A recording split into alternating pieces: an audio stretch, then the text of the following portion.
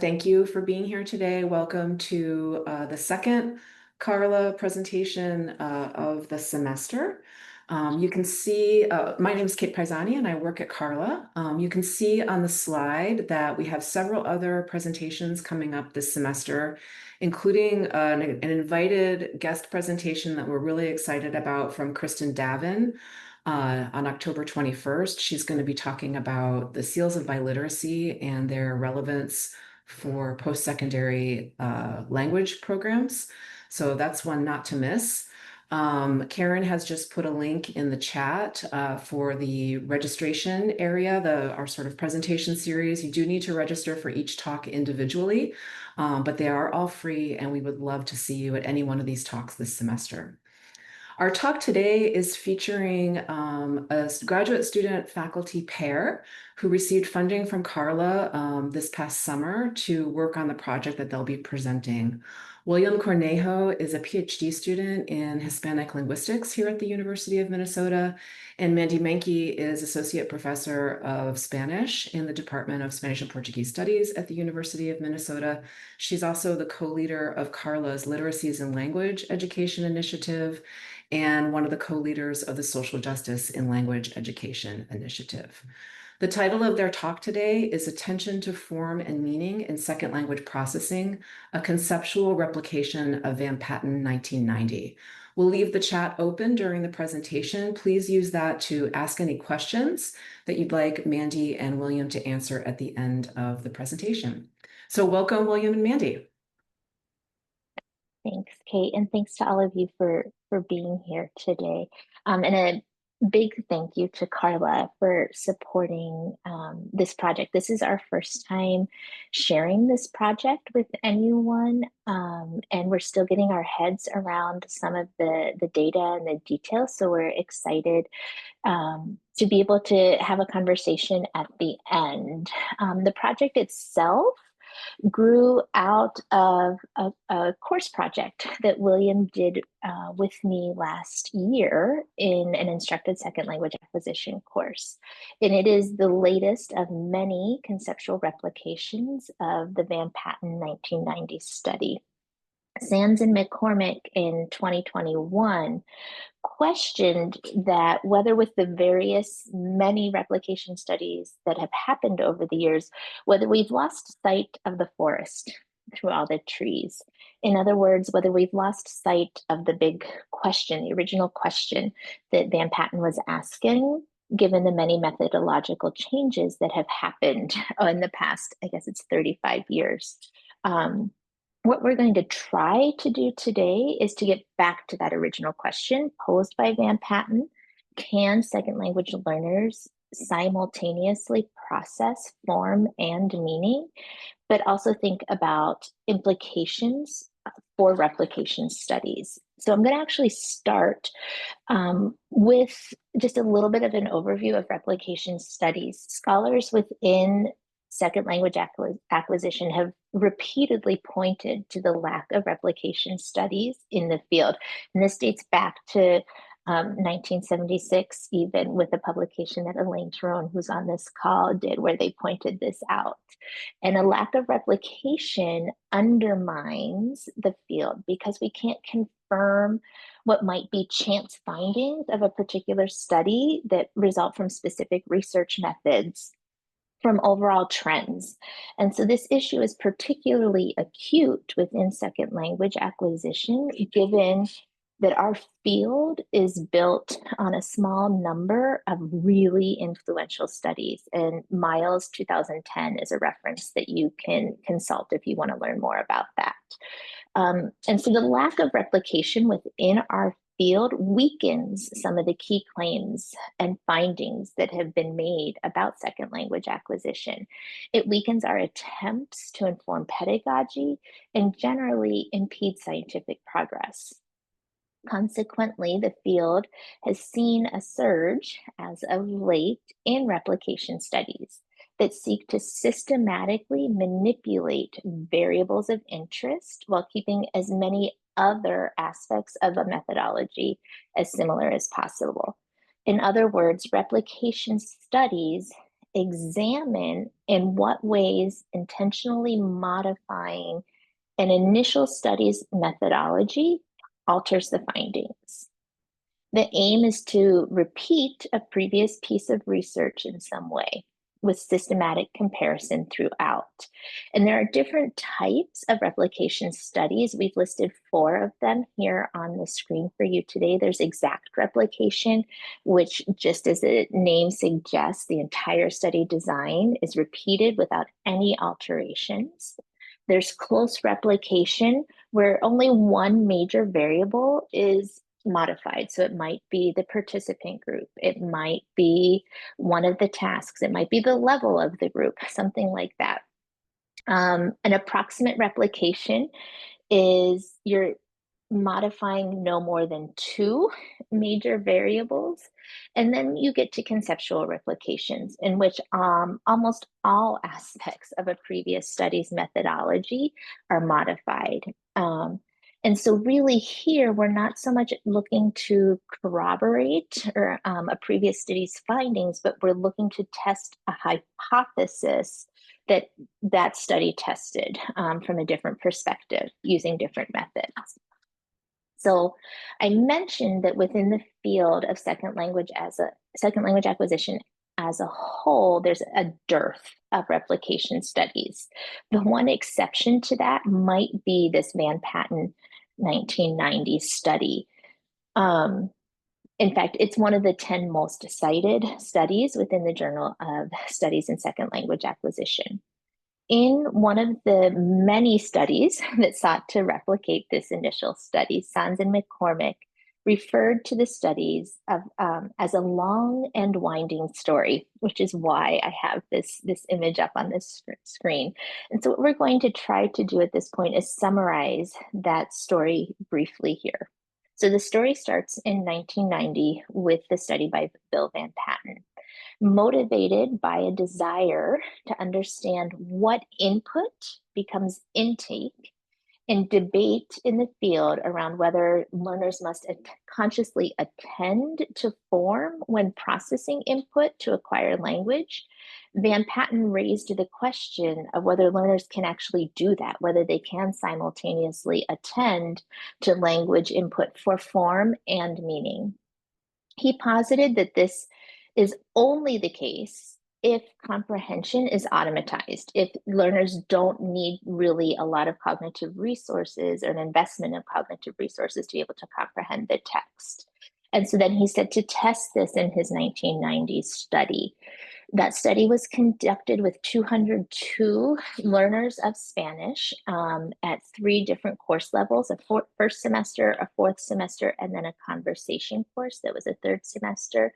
They listened to a recording of an audio of a text about inflation in Latin America. It was about 3 minutes long. It was adapted from a reading that had been in their textbook. And then the participants were divided into one of 4 conditions. In one condition, they only listened to the text for meaning. That's the only thing they had to do, was just listen to it and try to understand it. In a second condition, they had to listen to a text for meaning, but they were also listening for a specific word, a specific lexical item. And that word in this case was inflación, or inflation. In a third condition, they had to listen to the text for meaning and also identify all of the cases of an unbound morpheme. In this case, it was la. And then in the 4th condition, they had to listen and pay attention and identify a bound morpheme, which was the plural, 3rd person plural marker n on the end of verbs. After they heard this text, they had a free recall in which they were instructed to write everything that they remembered, as specific or as general as needed. VanPatten conducted an idea unit analysis based on Carroll 1985. And then here are the results. So in this figure, that I've put on the screen, we see the three levels. The top line that has kind of X's marking it is your most advanced group, your third year students in that conversation class. The middle line with the square marks is your fourth semester group, and the bottom line with the circles is your first semester. So we do see a difference in their comprehension levels, which is what's on that y-axis. And when we look across the graph on the x-axis, those are those different conditions: task 1, task 2, task 3, and task 4. And when we look across there, we do see there's some differences, right? And so VanPatten concluded that when the learners were asked to attend to non-communicative forms, specifically the unbound and bound morphemes la and in conditions 3 and 4, that comprehension was negatively impacted. Attention to the lexical item, in this case, inflación, in condition 2, did not impact comprehension, but the type of non-communicative form may impact comprehension for advanced level students. And so there might be a difference between the bound and unbound morpheme at the advanced level, whereas we don't see one at that the lower levels. So these were his conclusions. And so since 1990, many have sought to tease apart and extend these findings. Greenslade et al. Was the first to do this, and they sought to see if attending to linguistic form impacted comprehension when reading a written text, as did Barcroft in 2001. So they changed the modality.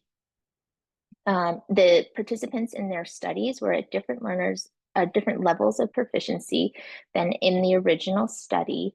So now we have two major variables: the modality and proficiency level change from that initial study. And their results pointed to a similar effect, however, of attending to linguistic form on comprehension when reading as when listening.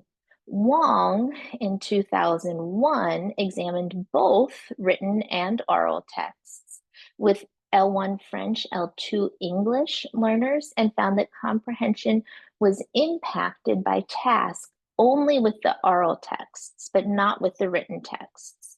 So at this point, the changes have been somewhat minimal. I would say we're kind of in that approximate replication phase. But then in 2008, Leow et al., introduced a bigger change. They introduced a different text. So instead of using a text about inflation, they introduced a text about the Aztecs in Mexico. They introduced a different way of measuring comprehension. They introduced multiple choice questions as opposed to a free recall.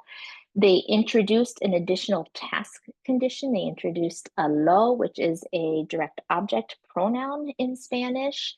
And they also introduced a think aloud protocol. So this think aloud protocol was intended to understand the depth of processing and understand whether learners were really attending to the forms when they were listening. Their findings did not point to any effect of attending to form on comprehension of written texts. So in essence, they go against what VanPatten in 1990 found. And so then building off this study, Morgan Short et al.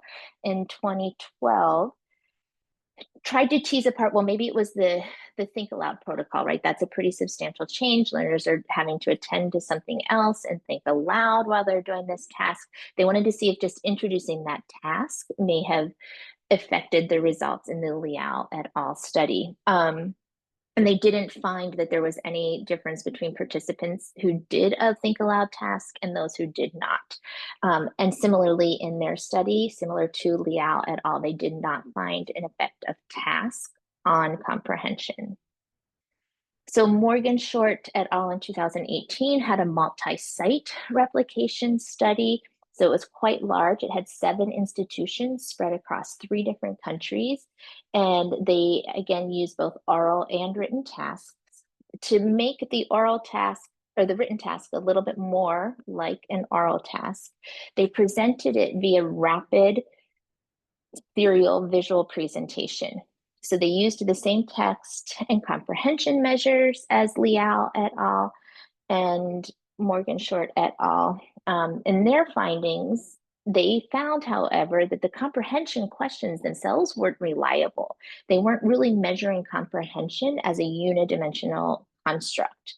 And so, in general, there wasn't evidence for an effect of attending to lexical or grammatical form on second language comprehension, although there was a little bit of difficulty when they were trying to attend to that N, that fourth condition, particularly in the listening comprehension, not in the reading comprehension. And one of the groups was in Poland, and so there was a different L1 involved.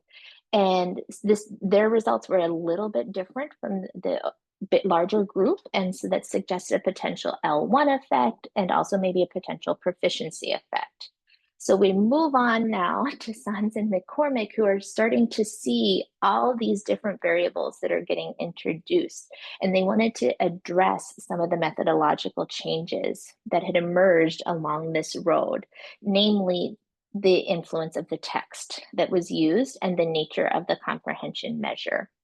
And in their study, they only reported findings for that control group, the group that only listened. We don't get anything about the groups that had to attend to lexical form. They had participants at two different levels of proficiency, intermediate and advanced. And what they found was that, again, there's a low reliability for those multiple choice questions, particularly for the Aztec text. And they also argued and found that the Aztec text was more difficult, that the students perceived it as more difficult, their comprehension was lower, and yeah, that's what I wanted to say about that, sorry. And so that alone in these later studies might have impacted some of the results that we're finding and the difference from the original VanPatten 1990 study. And then finally, in 2023, Sudarsky and Mikolajczak, I'm not real sure how to pronounce that, followed up on the proficiency differences that were observed in the multi-site Morgan Short et al. 2018 study, trying to tease apart the effect of proficiency and also the language that the comprehension was measured in. And these were L1 Polish, L2 Spanish learners, and they did find an interaction effect for Spanish proficiency and the language of comprehension task, whether it was Polish or Spanish. And so when they took this into account, they reached the same conclusion as Morgan Short et al. In 2018, that comprehension is not negatively affected by experimental condition. And so they too, however, questioned and found inconsistent results with respect to the reliability of the multiple choice questions. So here in this table, I've tried to just summarize some of the differences that we see in these many studies that have been carried out to date. We see a lot of modifications. While the early studies modified only 1 to 2 variables, later studies are more conceptual in nature. And starting with Leow 2008, we see new texts, new measures of comprehension, additional tasks. And then this is where we start to see as well less consistency in the results. And the comprehension task in these later studies does not appear to be impacted by the task that students are asked to do while listening or reading to a text. Sanz and McCormick again started to tease those apart, the methodological changes apart, but there's still so many questions that remain regarding the impact of the text itself, as well as how the level of proficiency interacts with the task to impact comprehension. And so these remaining questions and issues are what led us to this current project, which was guided by the following research questions that William's going to talk about. Thank you, Mandy. We basically had two research questions, and our first question was if attending to linguistic forms had an impact or a differential impact in the comprehension scores. And then we pay some attention to the variables of text difficulty, proficiency, and task order, and to see if there was an interaction or modulation between these variables and the comprehension scores. So we had two different texts, as Mandy mentioned. And the next one, Mandy. And our students or our participants took into account or were exposed to the two different texts. Differently from other studies, except from the Sanz and McCormick, students did either one or the other one. But in this case, we wanted to try each student doing both texts, and we can highlight some differences between the two texts.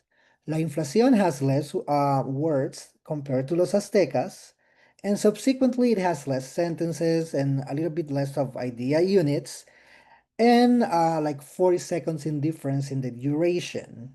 So as Mandy mentioned, Los Aztecas was first used by Leow et al., and it has been used for most of the other replications that follow after that.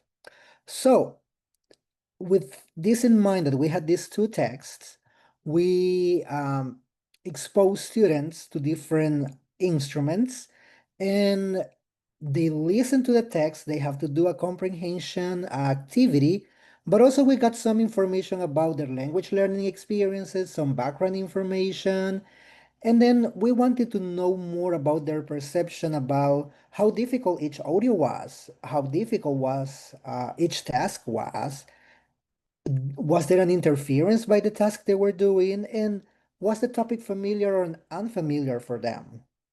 And this takes us to the following, or to our experimental design. So we try to keep the original conditions proposed by VanPatten, and also to incorporate the work of the second round of replications. So we have the first group that has to listen only to try to pay attention to the meaning. Then our second group had to note the lexical item, and we're including both lexical items. If they were listening to the Aztecas text, or when they were listening to the Aztecs text, they were paying attention to the word sol, but if they were listening to La Inflación, they were paying attention to how often the word inflation appear in the text.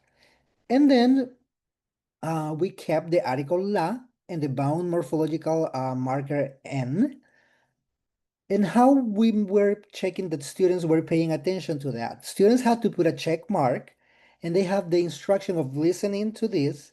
And whenever they heard the word inflación, they will put a check mark or the word sol, and the same process for each of the conditions. So our threshold was to get 6 check marks as a minimum to assess that they were paying attention to the form. If students have less than 6 check marks, they were excluded from the study. And that takes us to the next slide, where we can see our total population. 197 students agreed to participate in our study, but out of those 197, only 176 students um, had these 6 marks, at least 6 marks for each of the forms they were paying attention to. So we had to exclude from the study 21 students, like about 11% of our population. And then we had a total of 50 people across the 3 different levels, taking the meaning only task. We have 43 paying attention to the lexical task, or the lexical item, sorry. We had 38 paying attention to the determiner la, and we have 45 people paying attention to the determinant, or like the marker of the n. And we have 3 different levels. We have third semester students with a total of 71. We have the third year conversation class, we have 53. And then we have some fourth year students who are taking the major in Spanish at the university. And we have a total of 52 students. So with this population, the process was the following. We distributed randomly packets with the activities, and then we gave some general instructions. And here we have students to listen to the first, we had a practice activity that was very short, about like a 20-second audio, which mentioned the word inflación 3 times. And then students have to put a mark so they get familiar with the attention task. Then they listened to the first text and they were given 5 minutes for the free recall activity. After that, they listened to the second text and they have some time, again, 5 minutes for the free recall. Then we explained the purpose of the project, and if students gave their consent to participate in the study, they completed the questionnaire. Something important to mention is that we have two different orders. So some students, like we have entire classes taking first La Inflación and then Los Aztecas, and then we have other classes which took first Los Aztecas and then Inflación. And these, once we were done with all of these, we went to our methodology coding and analysis. And as Mandy mentioned, we followed the comprehension by counting the idea units, following the guidelines proposed by Carroll in 1985. And we did it for both texts. And Mandy and I did an inter-rater reliability process. We took 25% of all the valid cases, and we had a total of 90 cases evaluated. We selected them randomly, and we have 45 samples of La Inflación, 45 samples of Los Aztecas, and we reached a 92% agreement for La Inflación and a 90% agreement for Los Aztecas. And then before analyzing data, we observed that one text has more idea units than the other. So it was necessary to transform these idea unit counts into ratios by dividing the idea units each student recalled by the total possible idea units. So we will have ratios that we can compare from the two groups. And given that we have information on the two texts from the same students, we opted for using a mixed effect model. And when analyzing the data to get a good model fit, we needed to do some transformation. So we did a logic transformation of the data.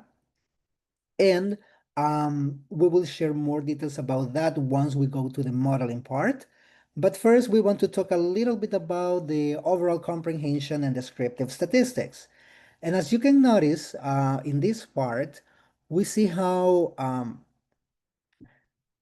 the mean idea units recalled by each level is different. And as we increase in proficiency, we see more idea units recalled by the last two levels.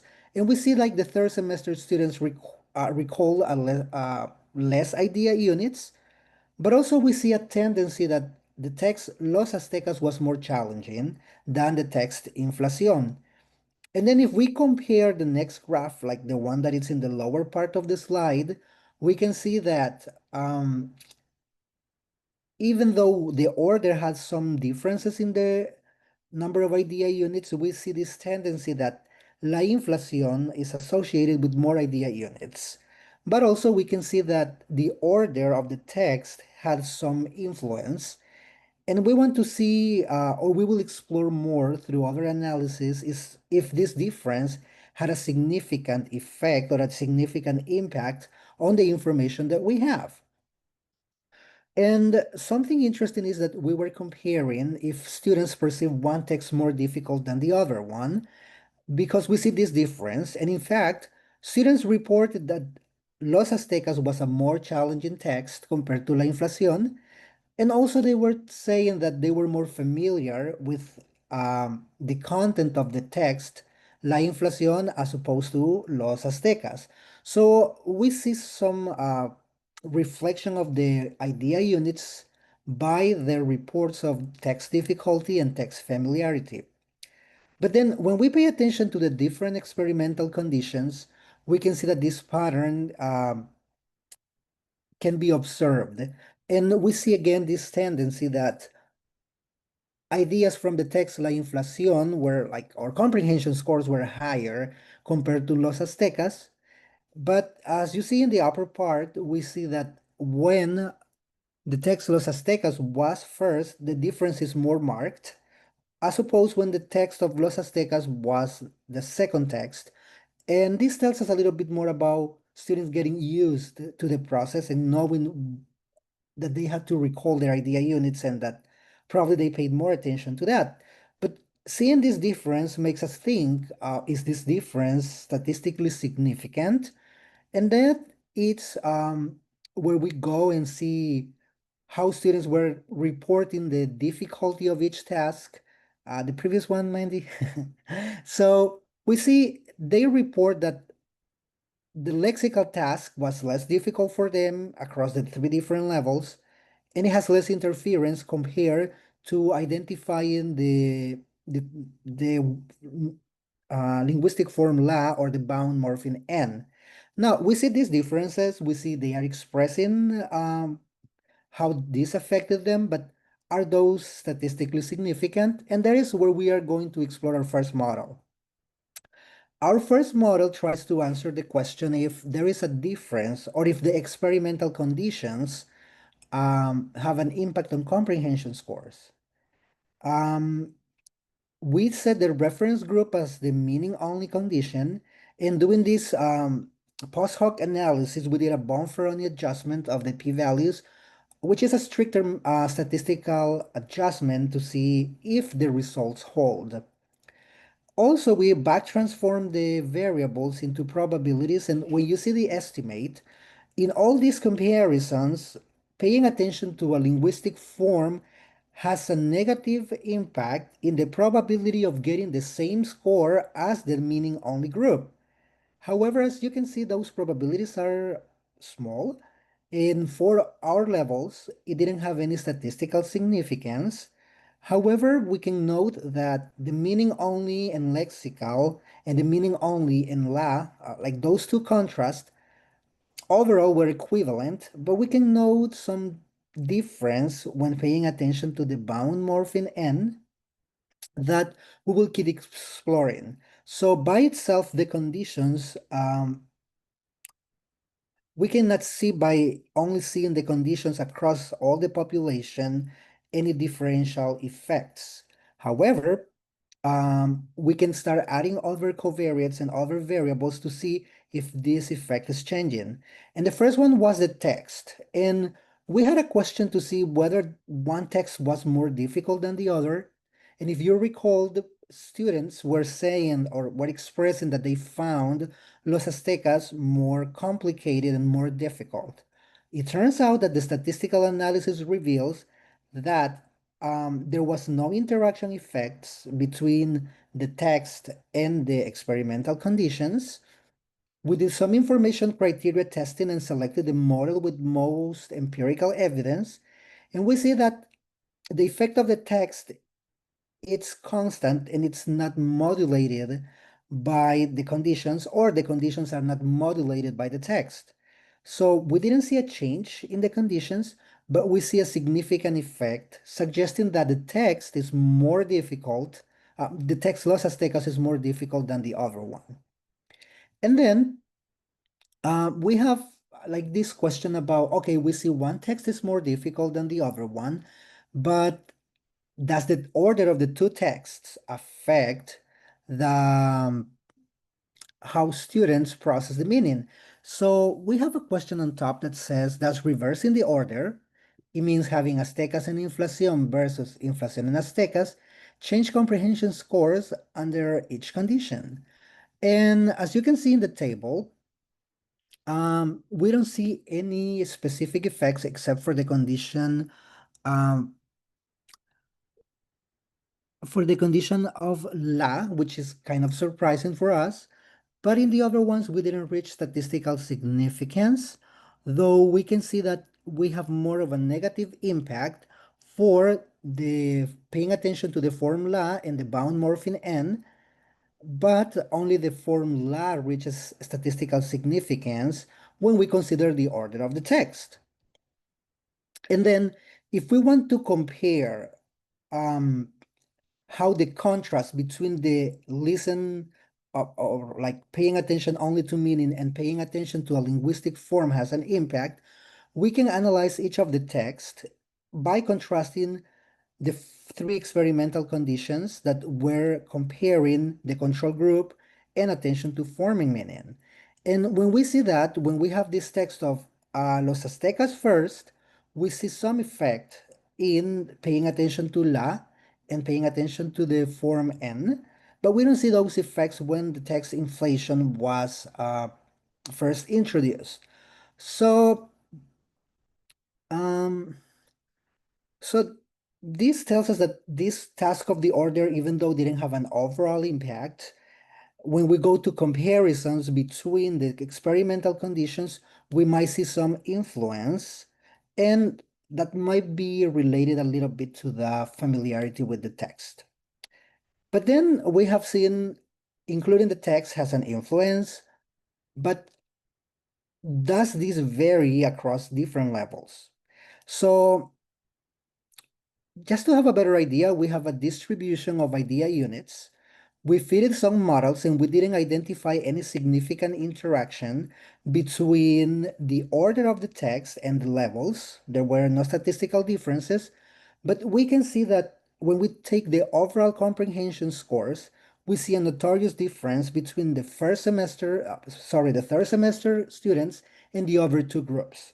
And we wanted to explore with other models these differences, and we wanted to see if there is an effect of listener proficiency on comprehension scores across these four experimental conditions. And then the main effect, we saw a main effect that was statistically significant for the student proficiency when we were comparing the groups.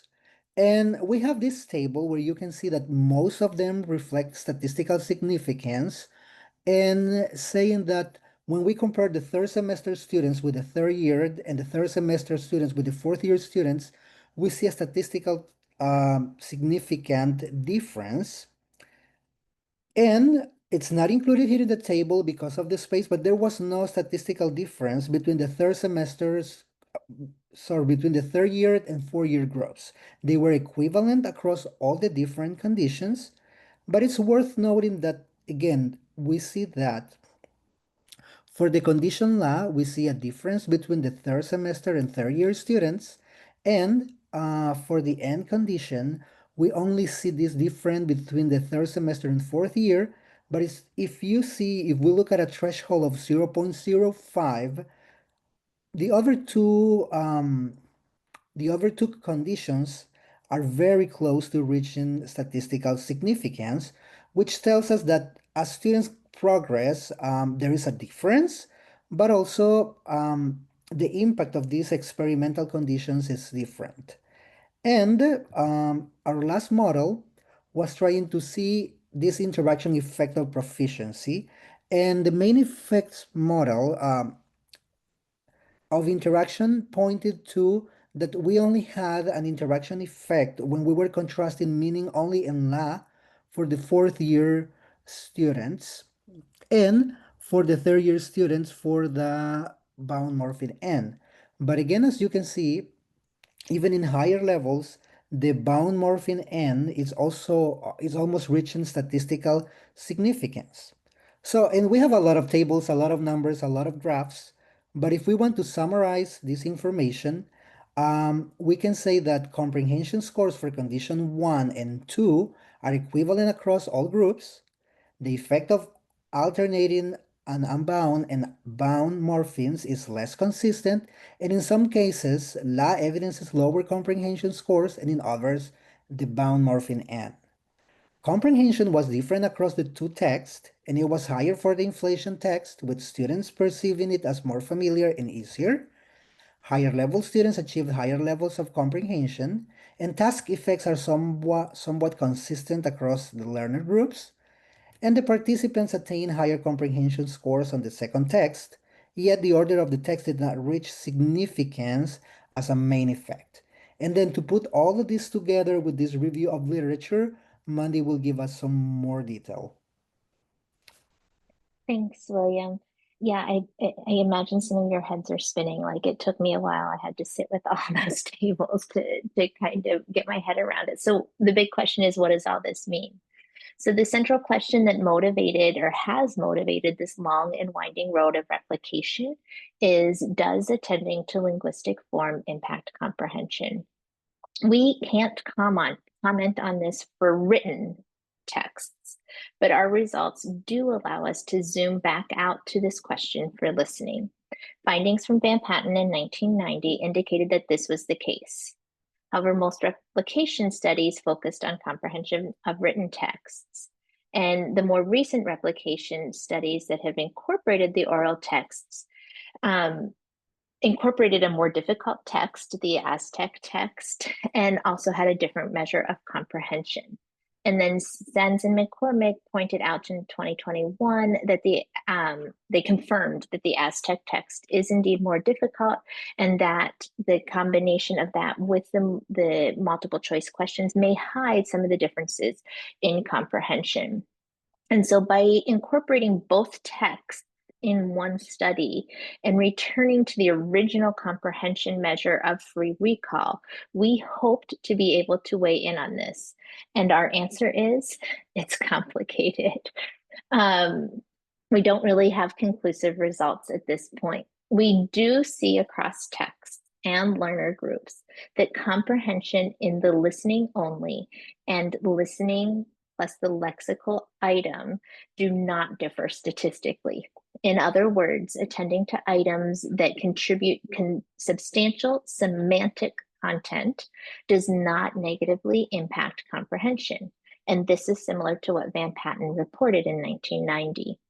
What we don't see, however, is a consistent, significant difference attending to morphogrammatical forms. Although we tend to see lower comprehension scores in these conditions, the difference doesn't always reach statistical significance across the proficiency groups and texts. The only significant differences are found for the bound morpheme N in the comprehension of third-year composition participants, and the unbound morpheme LA for the fourth-year students. Previous studies have suggested that the bound morpheme, the n at the end of verbs, poses a particular challenge, yet our study doesn't necessarily support this statistically.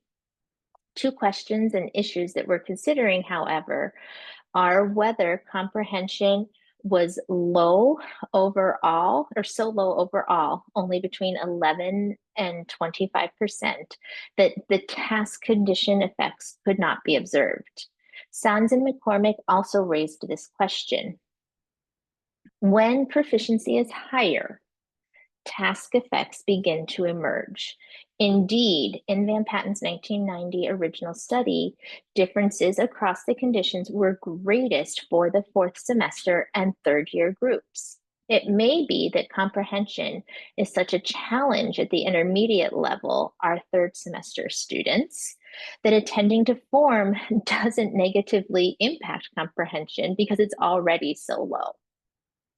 The studies that use the more difficult Leow text generally have not reported an effect of attending to language form on comprehension. And this may be a result of the text just being too hard or too difficult for differences to be in comprehension to emerge. Future research might consider an even easier text that allows students to comprehend more details, and that would allow us to delve further into this question. A limitation of our current study is the unbalanced distribution of participants across the conditions, which results in some cells with only 12 to 14 participants. And so the small sample size may have impacted statistical power. At this point, we haven't calculated effect sizes, but that may also help us elucidate the practical significance of some of the trends that we're observing in our results. Alternatively, collecting additional data from primarily the third and fourth year students would increase the sample size and concomitantly increase statistical power.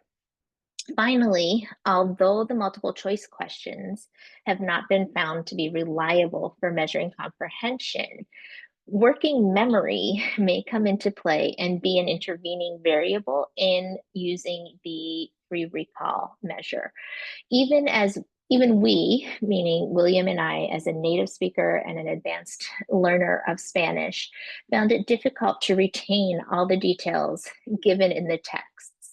So might the combined demands of the text, the condition, and the free recall measure just exceed the working memory of participants and amplify differences across individual learners. Indeed, that random effect of participant was found to be significant in all models.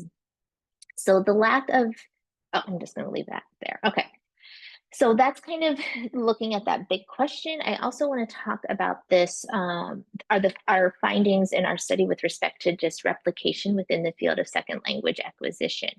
And as we saw in the long and winding overview of the previous replication studies, nearly all are conceptual replications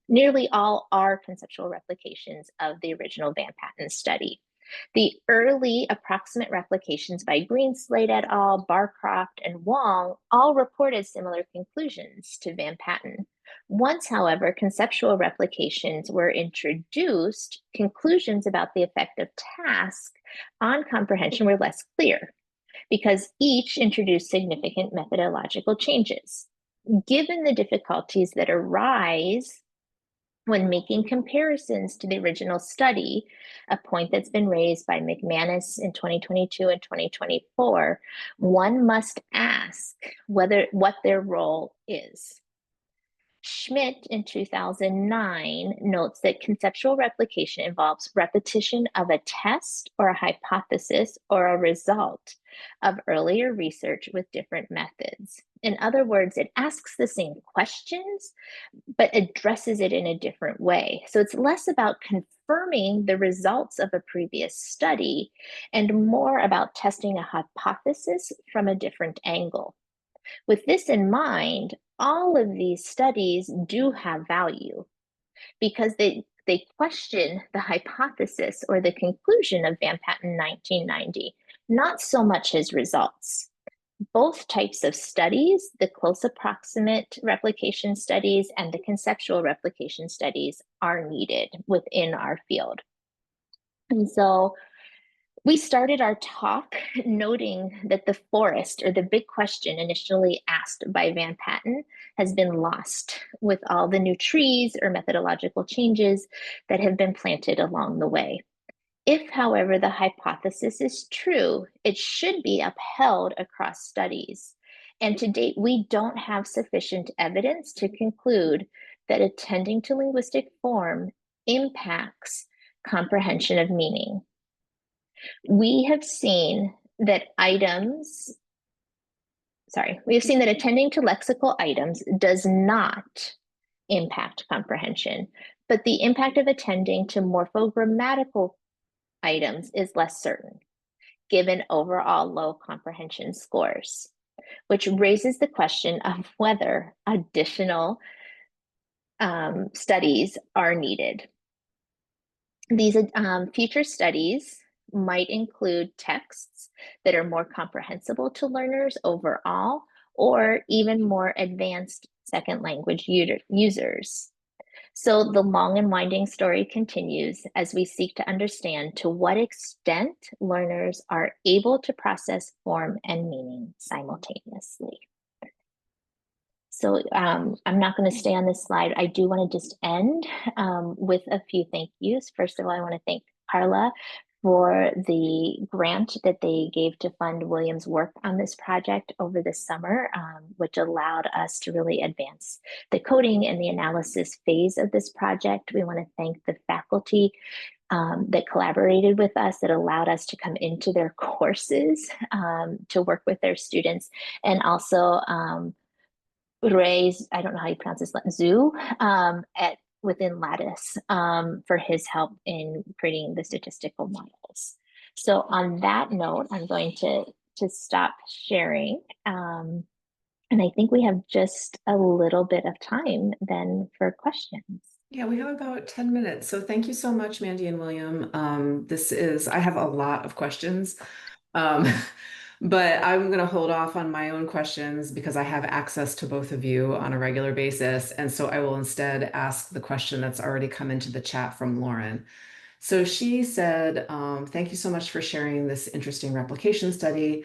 I was curious if you know if the amount of invalid tasks seemed to be linked to the condition at all, perhaps too small of a number to see any meaningful trends. I'm also now wondering what this would look like for L1 Spanish speakers, since I can imagine attending to morphogrammatical elements in my first language would impact comprehension too. So linking that to the working memory part of your discussion.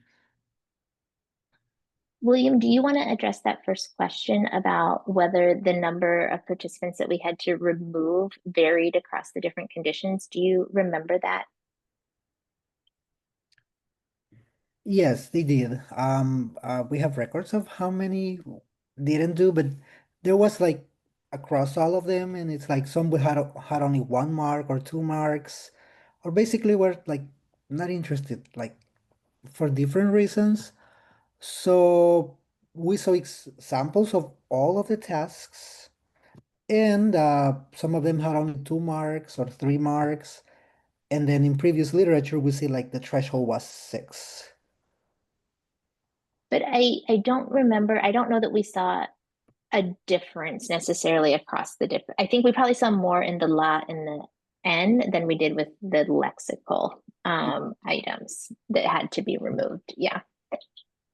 But we'd have to go back to the data, Lauren, to be able to give you exact numbers to confirm that. Um, I think your second question about like how first language speakers would carry out this task and how it would play out with them is a really interesting and important question. And it's actually something that hasn't been addressed in any of the research. This feels like it's only been addressed with respect to second language speakers, but I think that's a really important question to ask, and it would be easy enough to test or to do, because is it specific to second language or is it just a thing that happens? So there's a question from Elaine, kind of asking you to expand a little bit about on the difference between la and then the bound morpheme n. Do you she says the difference between la and n may not just be one that is bound and one that is free. Do you have thoughts about that? Are there other potential differences between these two grammatical features? I can jump in, but William, if you want to start, I can let you start. I think one of the differences is that students were paying more attention because it was harder to differentiate that bound morpheme. Um, some students had even more than the actual words for verbs because they were also listening the N sound at the end of words. Mm-hmm. So probably was more challenging because they had to put more concentration to distinguish when it was part of an inflection in a verb and when it was part of a word. Is that a sound that's difficult to perceive Not the from sound, but the auditory? function. The Okay. function of the sound. Like if you hear the word inflation has the N at the end. And so they were I heard students talking about what's so hard? It's like inflation, is that a verb or it's not a verb? And sometimes they had to pay attention to see, am I inflecting a verb or it's part of the word? And that's like my guess as a native speaker, but like we didn't ask them specifically about that.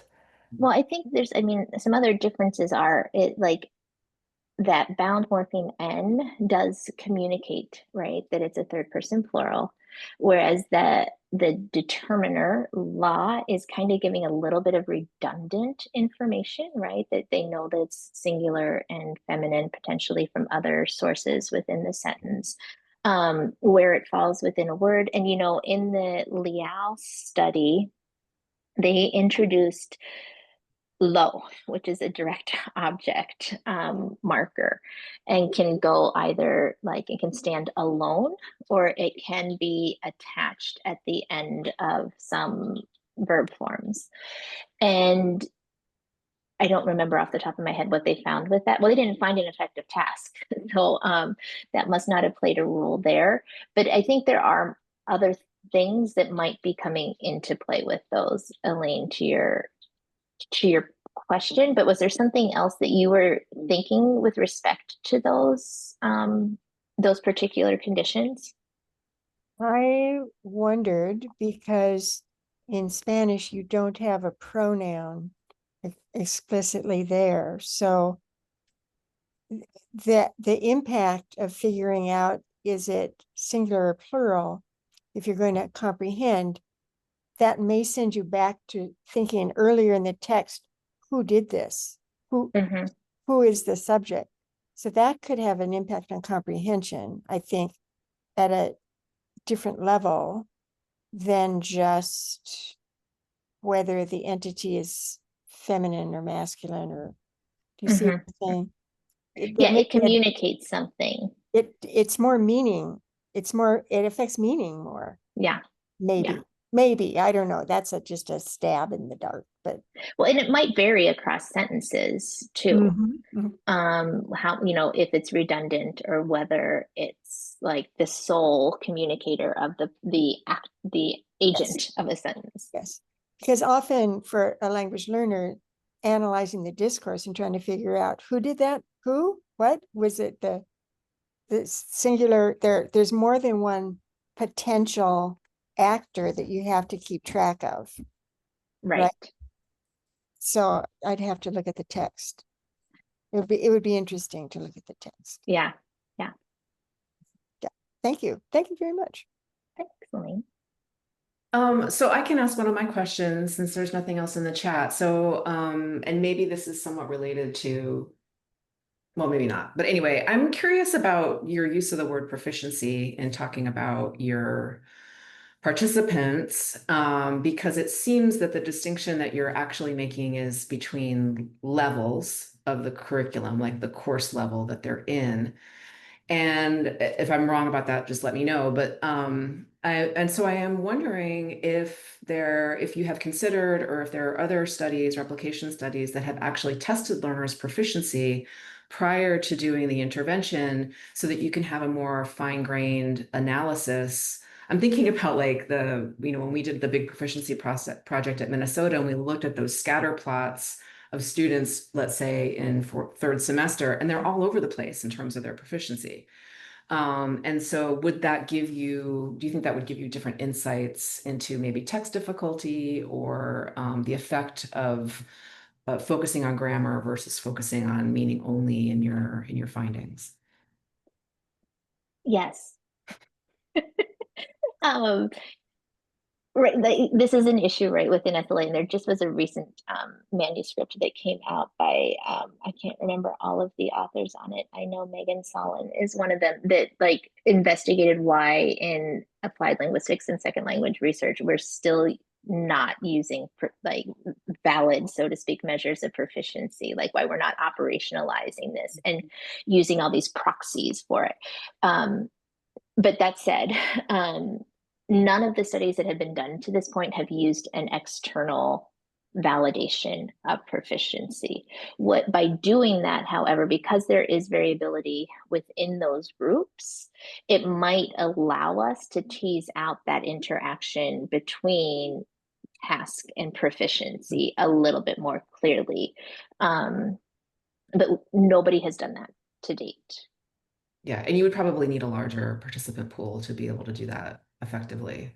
And you would need more time with Yeah. them. Yeah.